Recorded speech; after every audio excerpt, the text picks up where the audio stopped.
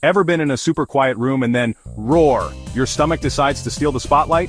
But why does your stomach growl when you're hungry? It's not a cry for attention. Well, maybe it is.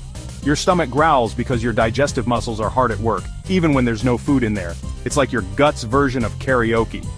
And get this, your stomach is basically cleaning itself, gearing up for its next meal. But when it's empty, all that air and liquid swishing around makes those hilarious noises.